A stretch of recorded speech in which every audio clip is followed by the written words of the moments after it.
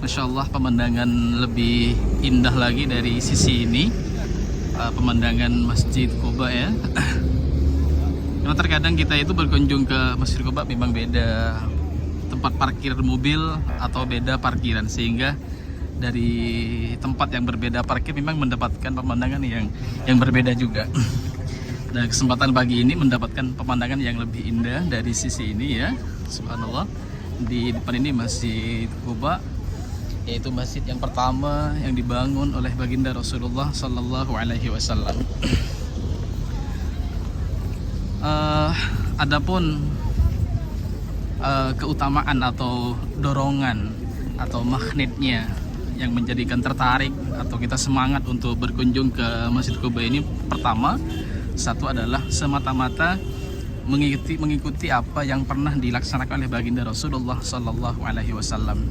Sebagaimana yang sama-sama diketahui bahwa setelah Rasulullah membangun masjid ini, membangun Masjid Quba ini, kemudian Kanjeng Rasul itu melanjutkan perjalanan menuju ke Madinah, sehingga tiba di yang sekarang tepatnya di Masjid Nabawi itu.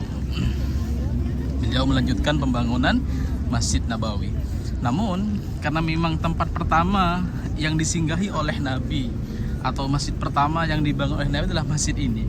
Nah, Rasul setelah tinggal di Madinah, beliau Rasulullah Sallallahu Alaihi Wasallam setiap minggu, seminggu sekali, atau dalam bahasa kitab kulla yaumi sabtin begitu ya, setiap hari Sabtu beliau pasti berkunjung ke Quba ini.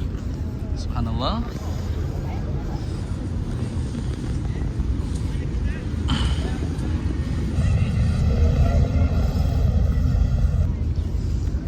Kita sambung lagi insyaallah setelah ini cerita-cerita terkait Masjid Quba ini.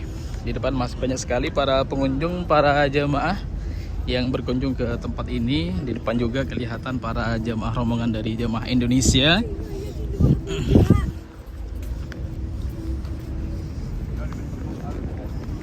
Subhanallah.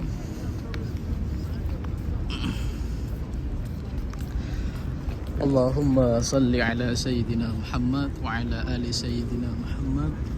Allahumma salli ala Sayyidina Muhammad wa ala ali Sayyidina Muhammad. Inilah Masjid Quba, Masjid Quba. Ini menuju ke ibu-ibu ini semuanya, para jamaah ini menuju ke tempat sholat perempuan, karena memang tempat sholatnya memang khusus untuk, ada khusus untuk laki-laki, ada juga memang khusus untuk perempuan. Ini para jamaah perempuan ini semuanya mereka menuju ke tempat sholat yang memang sudah ditentukan khusus untuk perempuan.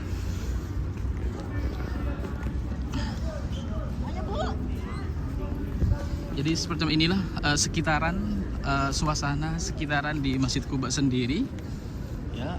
Ini luar biasa, peluasannya luar biasa. Peluasan ini banyak lapangan semacam ini karena memang untuk mempermudah kepada para pengunjung yang mengunjungi Masjid Quba ini sendiri supaya tidak desak-desakan, mereka nyaman semacam itu ya.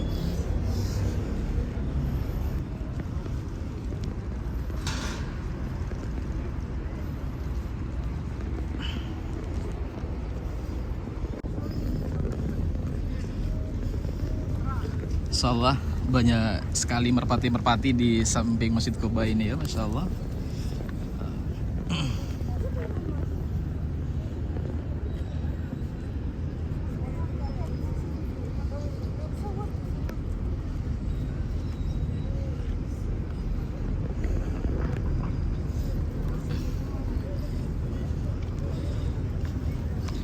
Jadi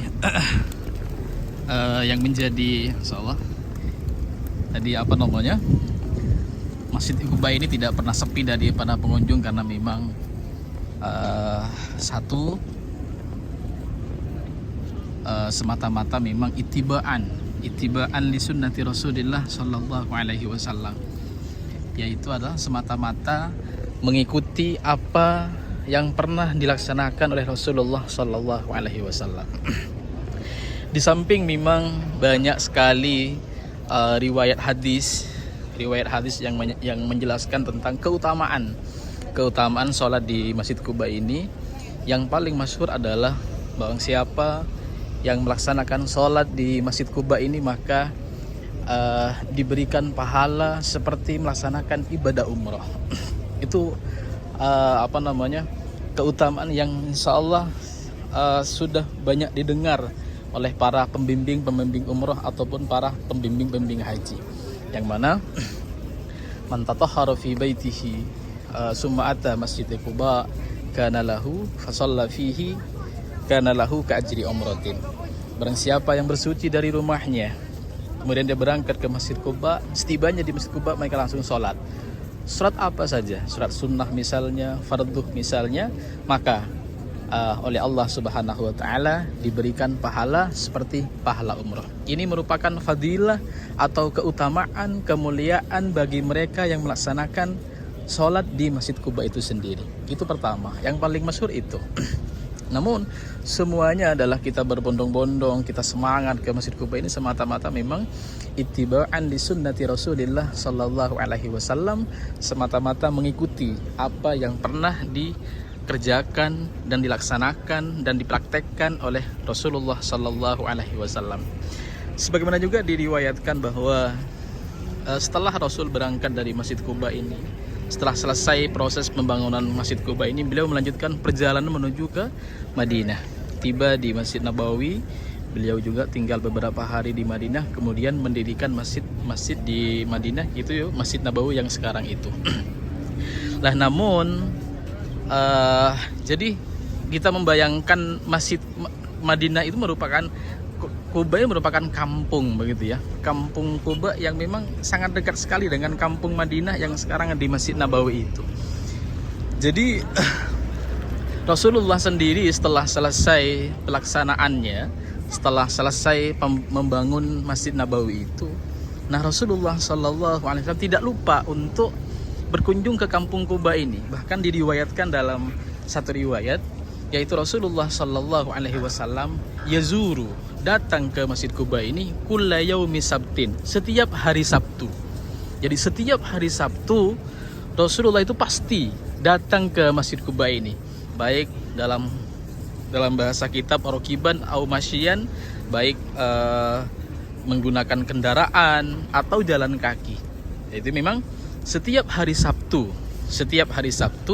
Rasulullah pasti datang ke tempat ini, ke Masjid Quba ini, baik dalam berkendaraan ataupun jalan kaki. Sebagian ulama menafsirkan Sabtu itu bukan hari. Artinya Rasulullah Shallallahu Alaihi Wasallam berkunjung ke Quba bukan hari Sabtu, tapi setiap minggu, 1 minggu sekali. Jadi bukan khusus pada hari Sabtu saja. Ulama menjelaskan yang dimaksud Yaum Sabtin itu bukan hari Sabtu, tapi setiap minggu, seminggu sekali pasti beliau berkunjung ke Masjid Quba ini. Jadi itulah yang yang dimaksud kita datang ke Quba ini. Satu, memang banyak riwayat hadis yang menjelaskan keutamaannya. Yang kedua, memang Rasulullah sendiri setiap minggu atau setiap hari Sabtu pasti datang ke tempat ini. Sebagian para ilmiah, para ilmuwan menjelaskan kenapa Rasulullah itu memilih hari Sabtu. Jadi kenapa Rasulullah memilih hari Sabtu untuk datang ke Quba ini? Setiap hari Sabtu, kenapa tidak Minggu misalnya, atau Senin misalnya, Selasa misalnya, tapi kenapa hari Sabtu yang dipilih? Para ilmiah menjelaskan bahwa para ilmuwan menjelaskan secara ilmiah, karena tidak semua orang-orang yang berada di kampung Quba ini bisa mengikuti sholat Jumat di Madinah Munawwarah. Jadi orang-orang yang tinggal di kampung Quba ini mungkin sepuh, atau juga ada yang sakit misalnya, dan seterusnya. Maka waktu yang tepat dipilih oleh Rasulullah Shallallahu Alaihi Wasallam yaitu hari Sabtu. Sehingga apa? Karena orang-orang yang tinggal di Quba ini tidak semuanya bisa mengikuti sholat Jumat di Masjid Nabawi. Sehingga apa tujuannya? Beliau ingin menemui mereka, ingin menjumpai, ingin menemui para orang-orang Quba sendiri yang memang tempat pertama Rasulullah tinggal di tempat pertama yang disinggahi waktu perjalanan beliau dari Mekah menuju Madinah adalah kampung Quba ini. Sehingga itu alasannya para ilmiah menjelaskan untuk mudah atau untuk supaya tahu, untuk menjumpai, dikarenakan para orang-orang yang tinggal di Kampung Quba tidak semuanya bisa mengikuti sholat Jumat bersama Rasulullah di Masjid Nabawi, sehingga itulah hari Sabtu yang dipilih oleh Rasulullah untuk mengunjungi Masjid Quba itu sendiri. Subhanallah, semacam inilah kami perlihatkan kembali suasana Masjid Quba ini. Jadi dengan kita mengetahui sejarah semacam ini, insya Allah jangan mengetahui bahwa ini merupakan masjidnya Nabi, fadilahnya ini, Rasul tinggal di sini selama 4 hari 4 malam. Jadi merupakan kenangan betul. Kita membayangkan di tempat ini dulu Rasulullah selama 4 hari tinggal di sini. Betapa senangnya para orang-orang yang waktu itu menemani Rasulullah di tempat ini. Nah, dengan kita mengetahui sejarah semacam ini, kita datang ke tempat ini tidak kosong begitu. Kita menghadirkan jiwa-jiwa Nabi, kita menghadirkan wajah-wajah Rasulullah sallallahu alaihi wasallam.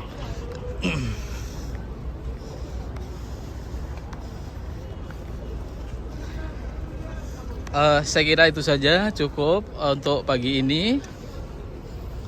Insya Allah di lain kesempatan kita sambung kembali. Salam hormat, salam kami kepada para kawan-kawan, para rekan-rekan semuanya dari kota Madinah Al-Munawwarah, tepatnya di Kampung Quba ini sendiri. Baik, assalamualaikum warahmatullahi wabarakatuh.